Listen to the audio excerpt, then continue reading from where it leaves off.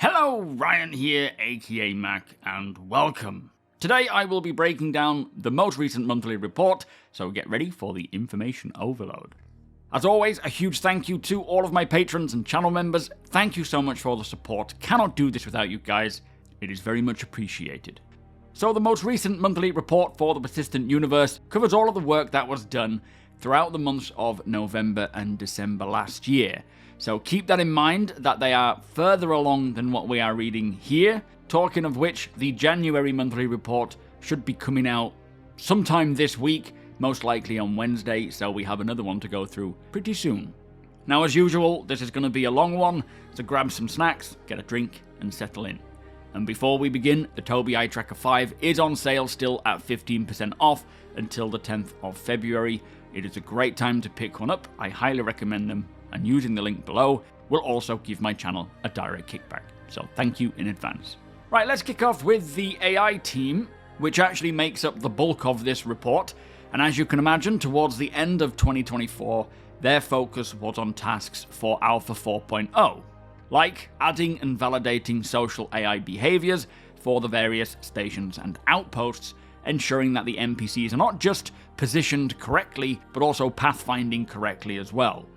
Also, the new dynamic conversations have started popping up, bringing in more tech from Squadron 42's development, helping to enhance that immersion and feeling of background NPCs living in the verse. And in the future, they say they will expand on this and have NPCs referring to in-game events.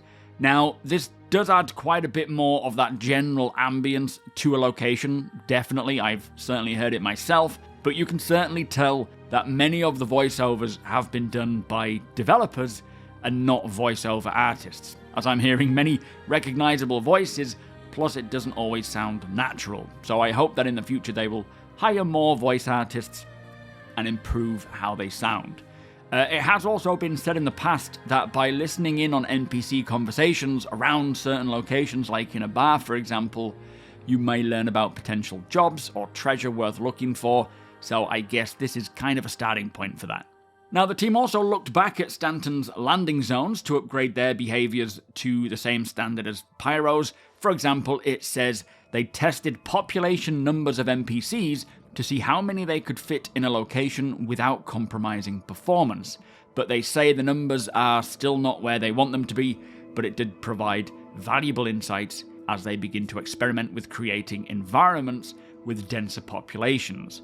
Now, eventually, they want appropriate landing zones to feel as busy as you would expect, with NPCs of all types coming and going and doing stuff, what you'd kind of expect to see at these places.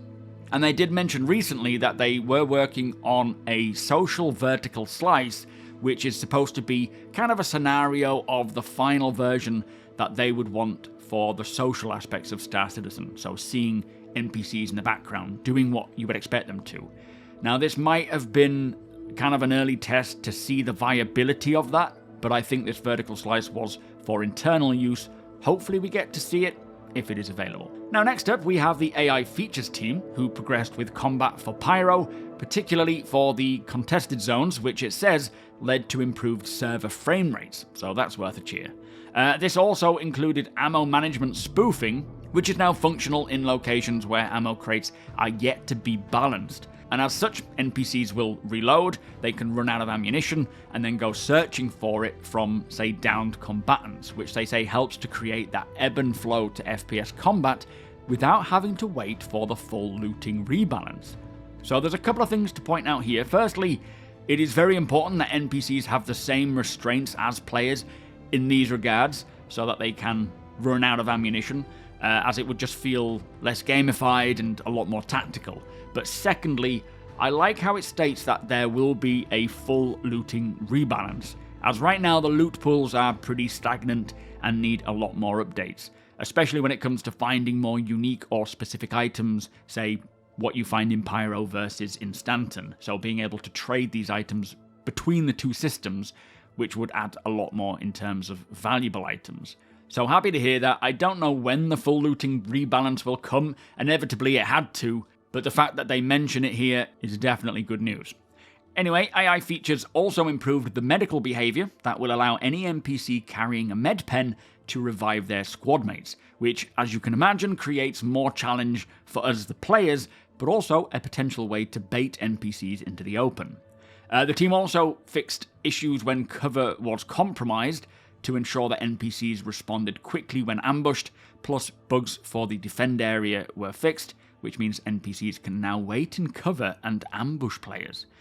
Work was also then done to simplify and refactor the investigate behavior, making it work more with the perception system, meaning the NPC's ability to see or hear you determines whether they are likely to find you or not. And finally, with the introduction of the quasi-grazers or space cows, they created more animation stances used when they are sleeping or grazing, and these are relevant to the day-night cycle.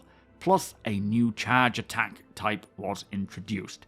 Now, it is great to see so much work going on for AI and NPCs. They have certainly stepped it up in terms of ability, and further increasing this is going to make any encounter with an NPC much more engaging and realistic. Now, there is still ways to go before they are finished here, but we do already see a lot more ability, especially in terms of combat, and with server meshing, we should see this stuff no longer affected by poor server stability.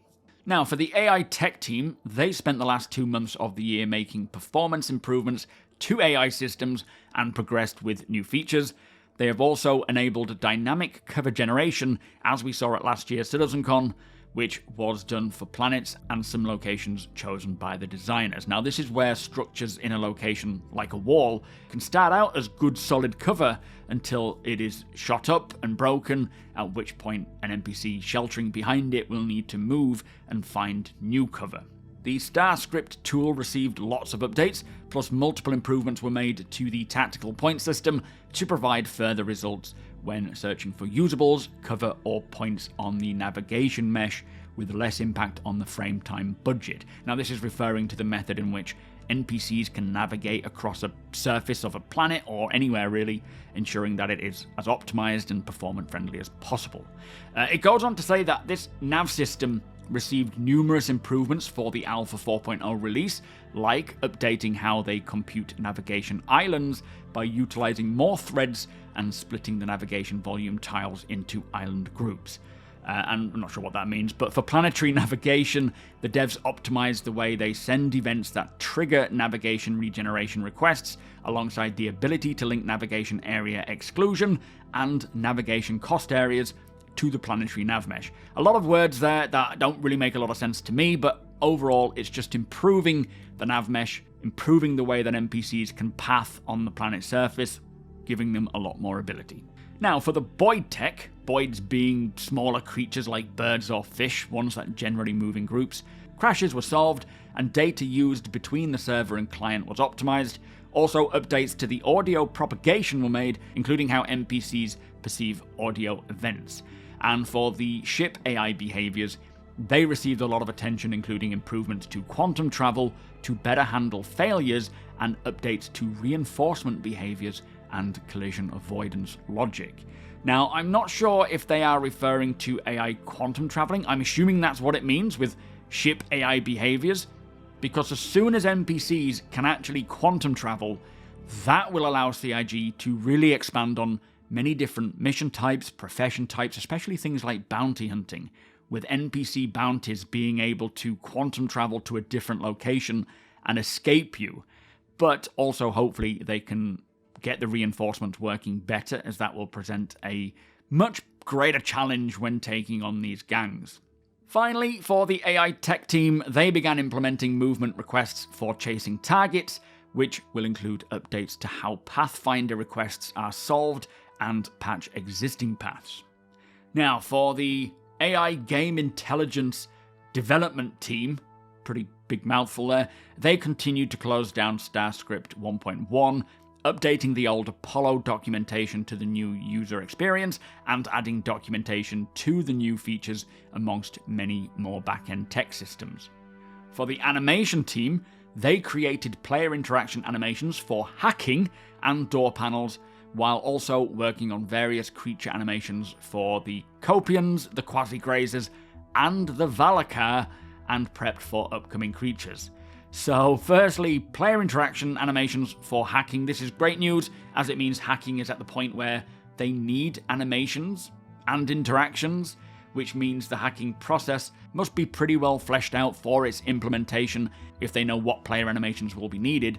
But it also refers to door panels, so this will likely mean players' hands reaching out and pressing door panel buttons like we saw a while back. But also, I hope it means that we can see proper door controls coming soon where you can give permissions to certain players to access certain doors but not other doors, and then they can hack through them if they want to, locking them and so forth. That is something that we are not desperately in need of, but certainly more so as multi-crew expands. But lastly, the Sandworm animations coming along. Very excited to see this creature and any other creatures. As they say, they are working on other upcoming creatures, not just the Valakar, but I can't wait to see them. Now, the animation team also undertook several performance capture shoots before solving the data and facial animations. And finally, they spent time developing various animations for existing and upcoming creatures, while the facial animation team continued to create animations from the captured performances. Now, I think now that we have 3 creatures, we are going to see fauna of all types release into the verse on a pretty regular basis.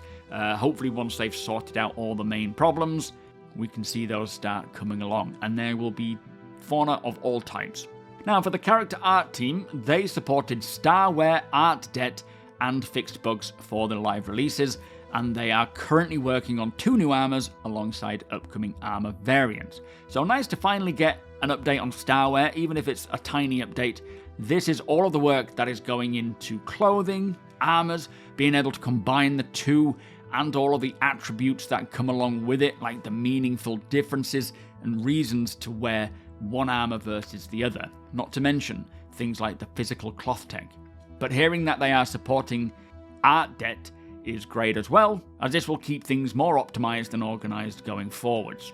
Now, for the core gameplay teams, they have spent most of the time addressing stability and performance issues found during 4.0. Alongside this, the programmers worked on jump points, creating a strong visual experience and the feeling of controlling the spaceship inside the tunnel. The new mission system received the final critical changes to prepare it for the server meshing environment, and this overhaul, it says, is important to ensure missions persist as players cross between boundaries, which at the moment they're not doing so well with. That is a top priority for them to fix, but also on server crash recoveries, they still work, and between the different servers. And as the system was completely overhauled and most of the scripting logic rules changed, all mission archetypes needed to be rewritten, so a lot of the teams supported the transition and setup of this content by helping locate and identify problems. So for those of you wondering why there are so many issues with missions, this is why the whole system had to be rewritten for server meshing, which is also why many of the existing missions that we had before are not available now, as they also need to be redone for the new system. But they also have a lot of teething issues, clearly, with getting this refactored system rolled out, and hopefully once all of these problems are resolved, then we can see much more consistency for the missions, less bugs, plus the dynamic mission system expanding to all the other mission types and professions, adding a lot more choice of available missions, and increasing the amount of them available, and then it can expand with reputation as well.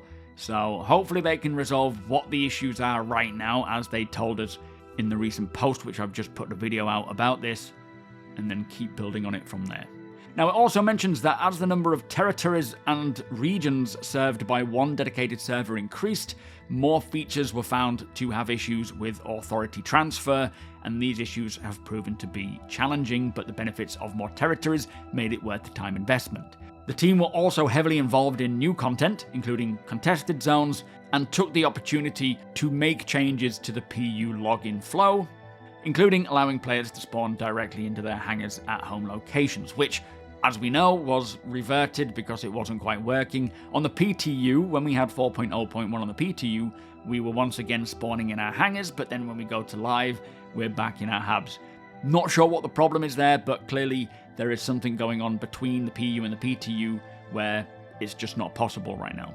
And finally, for the team, work was done in support of an upcoming ship, fixing quality of life issues with personal hangars and freight elevators, and lots of bug fixes. Now next up we have the economy team, who spent the last part of the year finishing off the adjustments of prices for quantum and hydrogen fuel to account for the new tank sizes.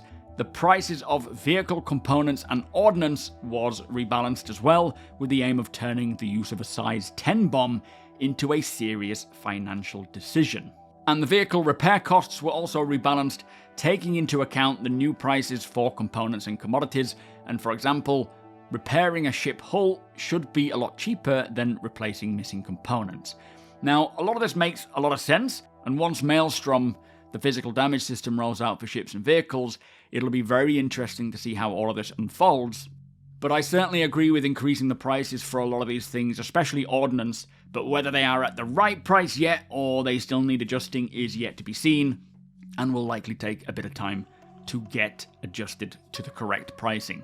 Now, moving on to the graphics, visual effects programming, and Planet Tech team, they worked on significant performance and stability improvements for Alpha 4.0, which they certainly achieved. Performance was through the roof, very happy about that. The team also finalized internal support for Vulkan and rolled it out as the default renderer for developers, which includes many stability improvements alongside multi-threading improvements to increase CPU performance on multi-core machines.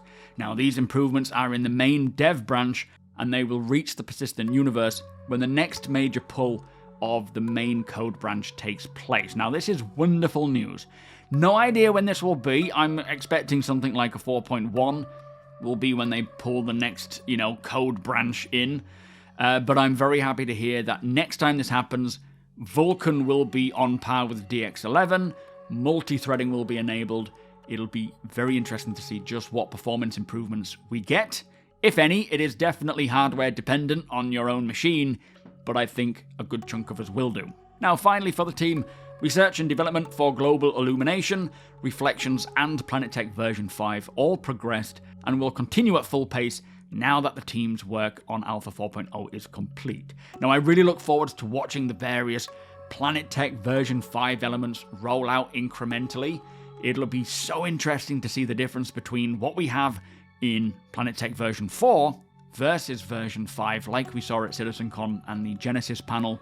There are some incredibly cool looking biomes and other elements like seasons and soil, not to mention weather, which we will talk about in a second. Now, for the Interactables team, they developed assets for the contested zones such as keycards, server blades, and fuse slots, and completed a performance and bug pass. For locations, they spent time supporting the Alpha 4.0 build, including polishing, optimizing, and bug fixing Pyro's contested zones and outposts. The mission team continued on with the mission system refactor, with bugs being prioritized and triaged, and while analytics show high completion rates for missions, some users are still coming across issues, so the team is currently attempting to reproduce and fix exactly what is causing them.